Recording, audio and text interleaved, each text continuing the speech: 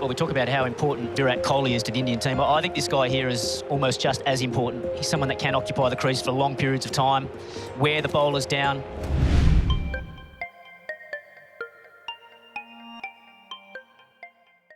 The recent shocking loss for India against New Zealand at home exposed many critical issues with their batting ahead of the Border-Gavaskar Trophy later this year.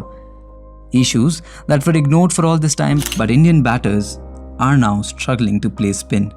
And that is a hard fact, which is such an anomaly because spin was their biggest strength both while bowling and batting, and that is what allowed them to dominate over any touring side at home. Rohit and Virat have not delivered for far too many occasions, and it has always led to someone from the lower order saving the collapse. The two other senior batters in Rahane and Pujara have been let go because they weren't apparently adapting to their aggressive batting style. But the truth is, neither have the likes of Kohli or Rohit delivered enough.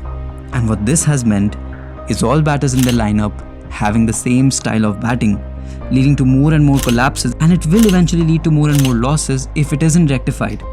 Which has got people to asking again, does India still need a wall?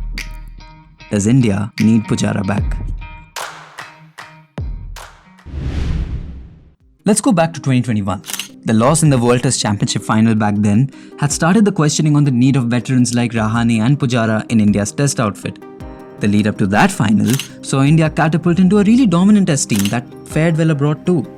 Case in point was the famous Border-Gavaskar win of 2021. Both Rahane and Pujara were the spine to this depleted Indian squad devoid of all their mainstays against a full-strength Australian side at home. But despite having huge impacts to show for, a larger question came to the fore with the loss of that inaugural final. The Test format was changing. It demanded players who'd force a result by hook or by crook. Players now fought for nothing but a win.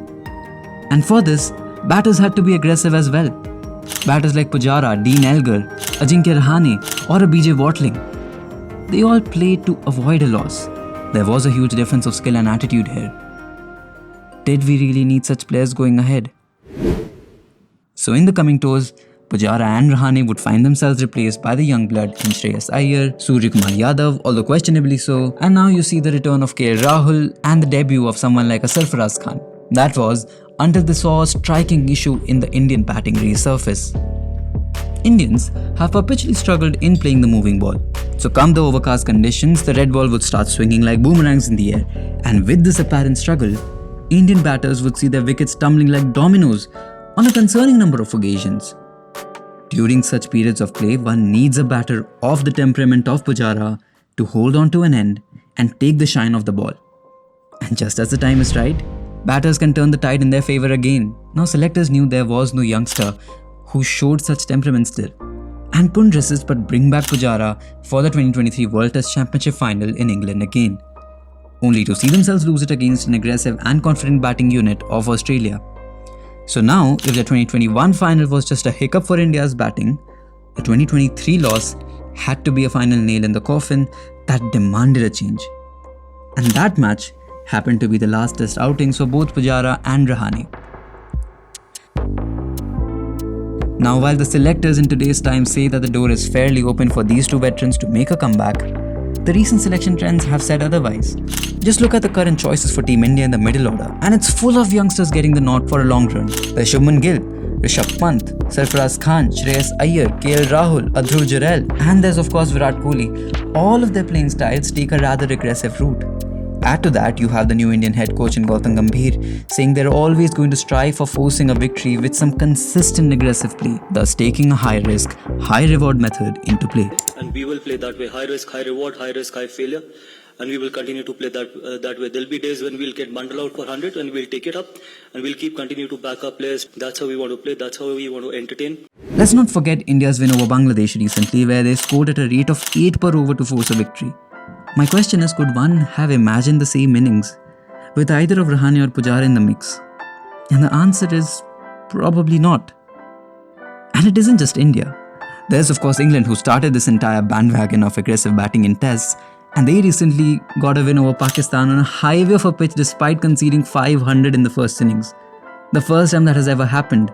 You look at Australia, now they have a white ball aggressor in Travis Head opening for them in tests.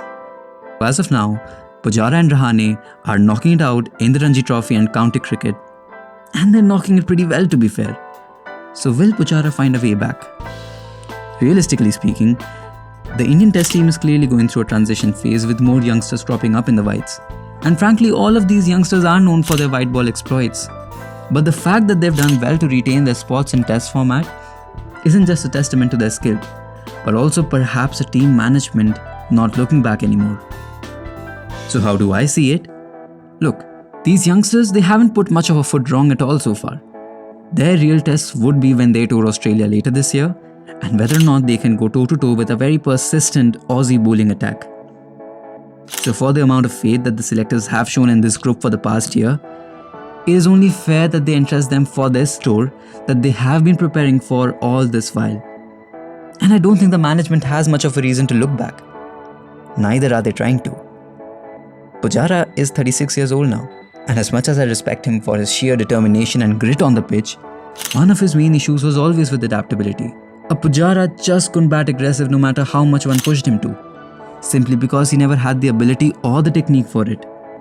But the batters of today, on the other hand, like a Shubman Gill or a KL Rahul, they are more adaptable. So one can imagine them becoming more mature and trying to hold the crease for longer durations if the situation demands. All they need is some faith and some time. And even if they fail in doing so, just remember that neither Australia nor England have a Pujara. So with this new aggressive trend in Test cricket, the big three are more or less in the same boat. In the end, it will all come down to who shows his aggression with more maturity, who will have the steel to keep getting back up no matter the number of blows, and become the kryptonite that just never breaks, just like Pujara was.